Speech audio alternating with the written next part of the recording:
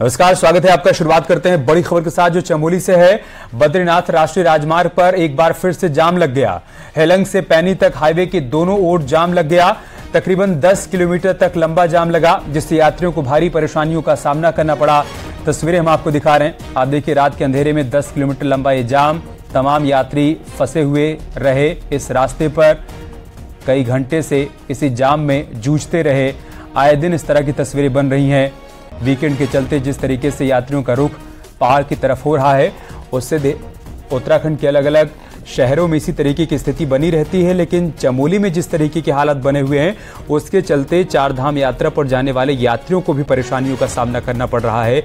और ये जाम 2 किलोमीटर का नहीं है, बल्कि 10 किलोमीटर लंबा जाम है, जिसमें गाड़ियां घंटों से फंसी रही।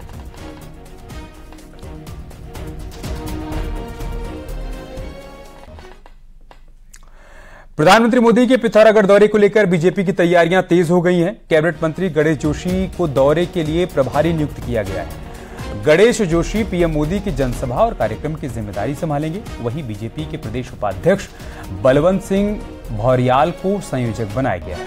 तो पीएम के दौरे को लेकर तैयारियां तेज हो गई हैं। इसी कड़ी में गणेश जोशी को प्रभारी नियुक्त किया गया है। गणेश जोशी पीएम मोदी की जनसभा और पूरे कार्यक्रम की जिम्मेदारी संभालेंगे।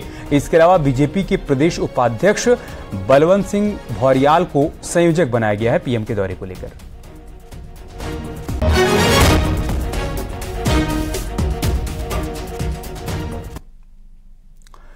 देहरादून के परेड ग्राउंड में आयोजित हुए अंतर्राज्यीय और नेशनल किक बॉक्सिंग प्रतियोगिता में प्रतिभाग करने वाले खिलाड़ियों ने सोमवार शाम को सीएम आवास में सीएम पुष्कर सिंह धामी से मुलाकात की। इस मौके पर आयोजित कार्यक्रम में सीएम ने कहा कि नेशनल किक बॉक्सिंग प्रतियोगिता में उत्तराखंड की युवा पीढ़ी ने देश में उत्तराखंड का नाम रोशन किया।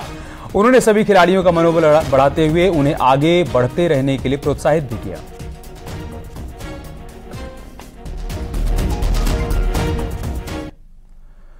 2 अक्टूबर 1994 को हुए यूपी के मुजफ्फरनगर के रामपुर तिराहा कांड की आज बरसी थी। सीएम पुष्कर सिंह धामी ने मुजफ्फरनगर पहुंचकर शहीद स्थल पर राज्य आंदोलन के शहीदों को भावपूर्ण श्रद्धांजलि दी। इस दौरान केंद्रीय मंत्री संजीव बालियान, केंद्रीय मंत्री अजय भट्ट, बीजेपी के प्रदेश अध्यक्ष महेंद्र भट्ट भी मौजूद थे। सीएम धामी ने कहा कि उनकी सरकार राज्य आंदोलनकारियों के मान सम्मान और अधिकार में कोई कमी नहीं रखेगी। मुख्यमंत्री ने बड़ी घोषणा करते हुए कहा कि राज्य आंदोलनकारियों के बाद उनके आश्रितों को भी पेंशन का हक दिया जाएगा। मुख्यमंत्री ने कहा कि सरकार जल्द ही राज्य आंदोलनकारियों को सरकारी नौकरियों में 10% क्षैतिज आरक्षण का फायदा देगी। सीएम ने कहा कि रामपुर तिराहे में उत्तराखंड के लोकल उत्पाद का एक सेंटर भी बनाया जाएगा।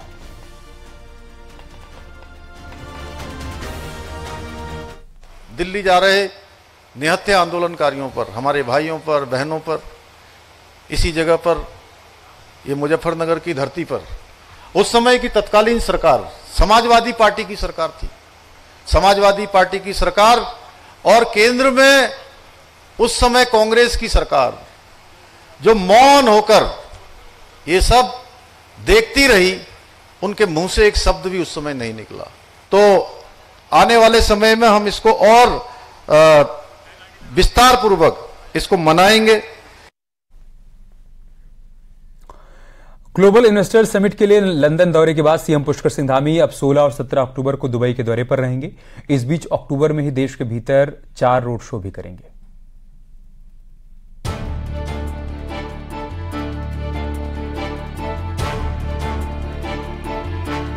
इस साल के अंत में 8 और 9 दिसंबर को होने जा रहे ग्लोबल इन्वेस्टर्स समिट के लिए सरकार देश विदेश के औद्योगिक घरानों को उत्तराखंड आने का निमंत्रण दे रही है। लंदन के 4 दिवसीय दौरे में सीएम धामी ने तमाम मल्टीनेशनल कंपनियों, उद्योगपतियों को उत्तराखंड आने का निमंत्रण तो दे दिया, 12,500 करोड़ का MOU भी साइन किया है।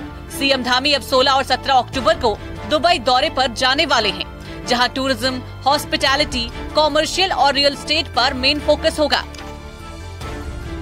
लंदन में प्रतिनिधि मंडल गया था, दिल्ली में कर्टन रेजर हुआ था, अभी 4 अक्टूबर को दिल्ली में रोड शो होने वाला है। देश के अन्य शहरों में भी, मुंबई है, अहमदाबाद है, बंगलौर है, सभी जगह हमारी टीमें जा रही हैं।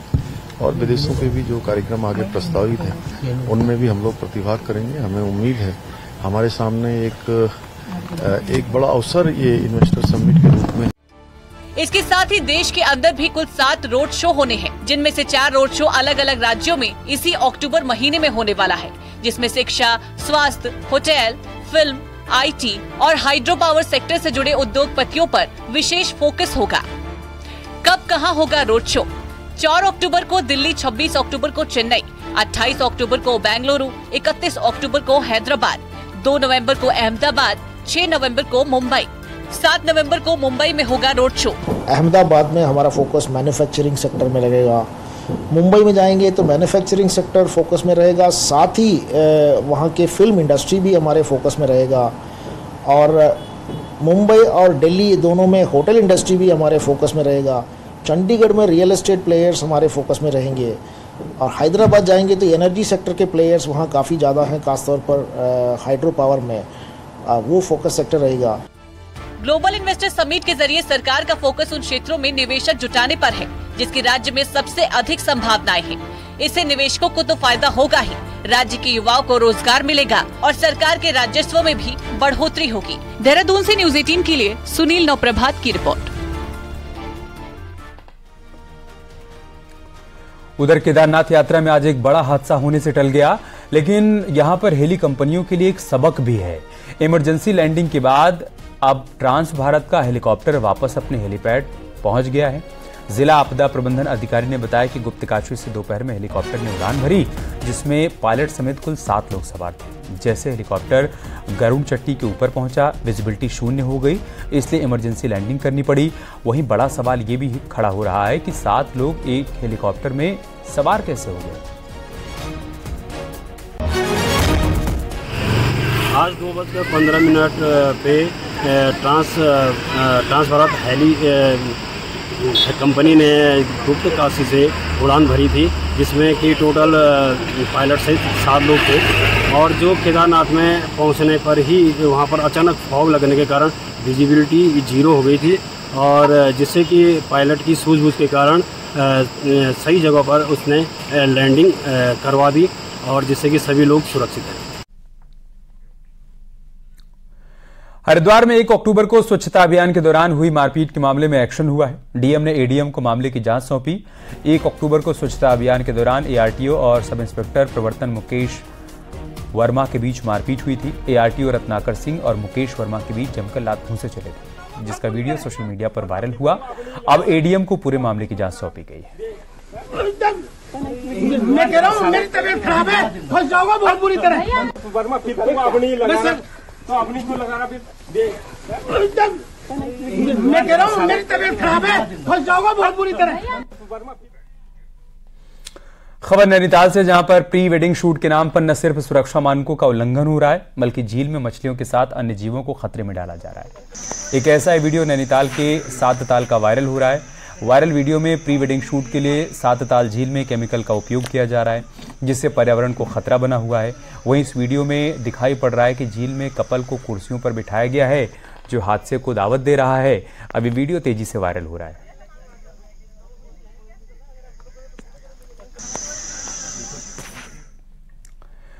ऋषिकेश में गंगा नदी के बताया जा रहा है कि बीचों बीच नहाते वक्त दिल्ली से आया पर्यटक डूब गया। दिल्ली से आया शिवम अपने दोस्त के साथ नहाने गंगा में गया था, और इसी बीच नहाने के दौरान वो गहरे पानी में चला गया और नदी में डूब गया। वहीं सूचना मिलने के बाद पहुंची एसडीआरएफ की टीम ने युवक के शव को बरामद किया। लेकिन तस्वीरें हम आपको रेस्क्यू ऑपरेशन के दौरान की दिखा रहे हैं। दर्दनाक हादसा हुआ है। दिल्ली से आए शिवम के दोस्तों ने बताया कि नहाने के दौरान वो गहरे पानी में चला गया और इसी के चलते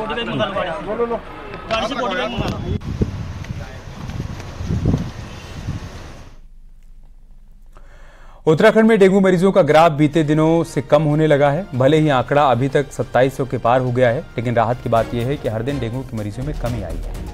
डॉक्टर भी मान रहे हैं कि डेंगू के मरीजों में कमी आने लगी है, लेकिन अभी तक पूरी तरीके से डेंगू खत्म हुआ नहीं है, लिहाजा सावधानी बरतने की जरूरत है।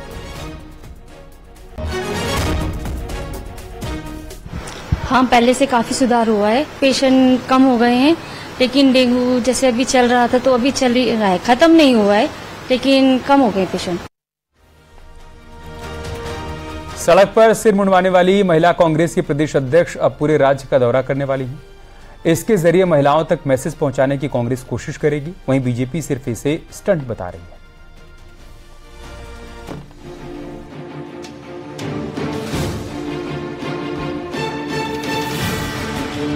लोकसभा चुनाव को लेकर सियासी घेरेबंदी का दौर शुरू हो चुका है। असल बात जनता को अपनी बात समझाने की है। सड़क पर सर मुंडवाने वाली कांग्रेस महिला प्रदेश अध्यक्ष ज्योति रौतेला इसी प्लान के साथ पहले जिलों और फिर विधानसभा क्षेत्रों का दौरा करने वाली है। ज्योति रौतेला के मुताबिक 5 अक्टूबर को देवप्रयाग में गंगा तट से दौरा शुरू होगा और सभी जिलों से होते हुए पौड़ी में दौरा पूरा होगा। महिला कांग्रेस को यकीन है अंकिता भंडारी हत्याकांड से लेकर कई दूसरे मुद्दे राज्य की महिलाएं समझेंगी और इसी मकसद के साथ ये दौरा किया जा रहा है। देखिए, हमारी जो ये लड़ाई है अंकिता भंडारी को लेके, ये मुंडन तक खत्म नहीं हो रही है। अब मेरा पूरे प्रदेश में हर जिले वाइज दौरा है 5 अक्टूबर से, और उसके बाद में विधानसभा वाइज जो ये मुद्दा है अंकिता भंडारी का, उसको लेके लोगों के पास जाऊंगी, लोगों से पूछूंगी कि क्या आप अपने प्रदेश की बेटी के साथ न्याय चाहते हैं, और अगर न्याय चाहते हैं तो इस सरकार के खिलाफ खड़े होइए, इन लोगों के खिलाफ खड़े होइए और अपनी बेटी के लिए आप सब आवाज बनने का काम कीजिए। अंकिता भंडारी हत्याकांड में बीजेपी के नेता का बेटा आरोपी है। इसी बात पर कांग्रेस लगातार बीजेपी को घेर रही है। ऐसे में महिला कांग्रेस लोकसभा चुनाव से पहले जोर शोर से इस मसले को महिलाओं तक पहुंचाना चाहती है, पर बीजेपी मुंडे हुए सर के साथ जिलों में घूमने को राजनीतिक स्टंट बता रही है, जिसका कोई फर्क नहीं पड़ने वाला। कांग्रेस आज मुद्दों से विहीन हो चुकी है इस प्रदेश में। ये सिर्फ एक पॉलिटिकल स्टंट है, उससे ज्यादा कुछ नहीं। अंकिता भंडारी इस प्रदेश की बेटी थी, उसके साथ जो हुआ वो गलत था, और त्वरित कार्रवाई करते हुए आज जो अपराधी हैं वो जेल में है, कोर्ट में है, वो केस चल रहा है। सरकार पूरी मजबूती से पैरवी कर रही है। कहूंगी कि मेरी बड़ी बहन है कांग्रेस की, उनको भगवान सद्बुद्धि दे, और इस तरीके के पॉलिटिकल स्टंट करने की बजाय वो इस प्रदेश की महिलाओं के विषयों को समझे, उनके बीच में जाए, उनकी आकांक्षाओं को समझे। बीजेपी को 2024 में फिर जीत की उम्मीद डबल इंजन की सरकार के दम पर है, जिसमें बड़ा रोल उत्तराखंड की महिलाओं का भी होगा। ऐसे में चुनाव से पहले महिलाओं को पक्ष में करने के लिए महिला कांग्रेस प्रदेश अध्यक्ष ने मुंडा हुआ सर लेकर पूरे राज्य का दौरा प्लान किया है। न्यूज़ 18 के लिए देहरादून से दीपांकर भट्ट की रिपोर्ट। रामनगर में लालढांग रोड पर अचानक एक बीच सड़क पर बाघ आ गया और टहलने लगा। इस दौरान वहां से गुजर रहे पर्यटक रोमांच से भर गए और कई सैलानियों ने वनराज को अपने कैमरे में कैद भी कर लिया, जिसके बाद बाघ जंगल की ओर चला गया।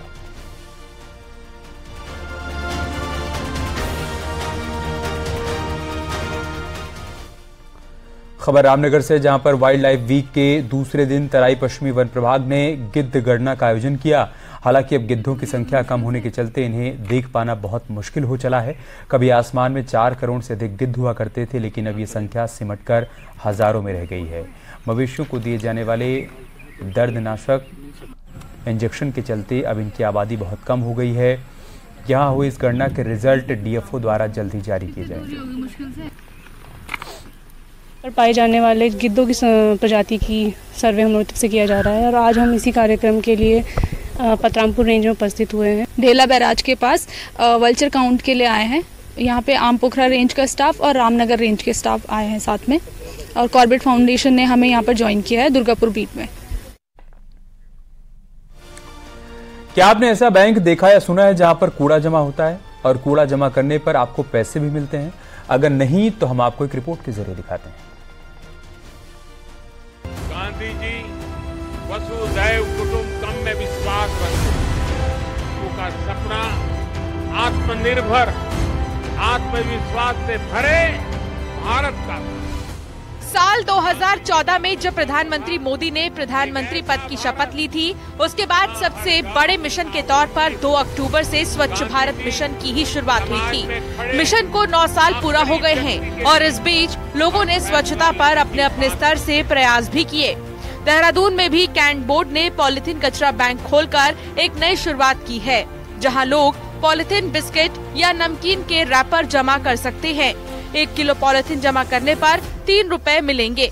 यहाँ स्कूली बच्चों के द्वारा पॉलिथीन रैपर जमा करने पर उन्हें स्टेशनरी आइटम दिए जाते हैं। पेंसिल, रबर बच्चों को देने का मकसद इन्हें सफाई के लिए प्रेरित करना है। वहीं इस पॉलिथीन का टाइल्स और फर्नीचर बनाने में प्रयोग किया जा रहा है, जिसके लिए कैंट बोर्ड ने दिल्ली की एक कंपनी से करार किया है। जो पॉलिथीन प्लास्टिक के कट्टे, चिप्स के रैपर्स, बिस्किट के रैपर्स और ऐसी चीजें जो फेंक देते हैं, जो कचरे में आपने फेंक दिया है, उसको आप घर में इकट्ठा करें और इकट्ठा करने के बाद उसको आप यहाँ पे आके बेच सकते हैं और हम 3 रुपए किलो उसको जो है खरीद लेंगे। फिर हमने एक कंपनी के साथ टाई अप किया हुआ है जो इन सब चीजों को यूज करके एज ए रॉ मटेरियल इनको यूज करके वो प्लास्टिक की टाइल्स बनाती है, पेवर टाइल्स, और बेंचेस बनाती है, ट्रीज बनाती है। कैन बोर्ड की इस पहल को स्थानीय लोग भी पसंद कर रहे हैं और स्कूली बच्चों लोगों को स्वच्छता के प्रति प्रेरित करने के लिए सराहनीय पहल बता रहे हैं। हमने बच्चों को प्रेरित किया है कि आप अपने घरों से ही जो प्लास्टिक पॉलिथीन है उसको कलेक्ट करें और सीओ साहब के मार्गदर्शन में कि जो जितना देगा उसको हम पेंसिल या कोई ना कुछ उपहार देते रहेंगे।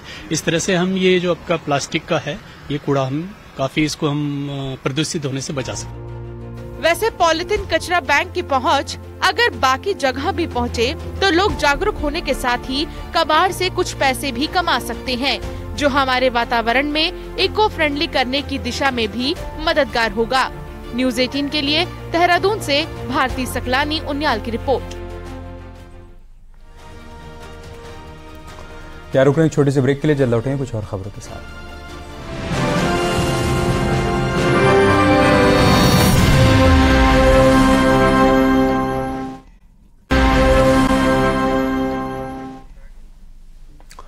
सरकारी जमीनों पर अतिक्रमण पर सरकार और हाईकोर्ट की सख्ती के बावजूद भी अवैध कब्जे थम नहीं रहे हैं। कई सरकारी जमीनों पर पट्टेधारकों की मिलीभगत से होटल और रिजॉर्ट्स बनाए जा रहे हैं।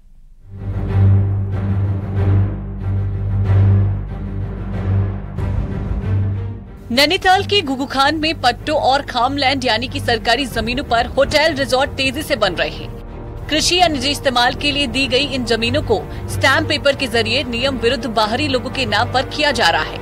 वहीं बगड़, रामगढ़ और मुक्तेश्वर समेत तराई के हिस्सों में भी ऐसी ही सरकारी जमीनों पर बाहरी लोग आकर कारोबार फैला रहे हैं और अब इन निर्माणों की जांच की मांग उठ रही है।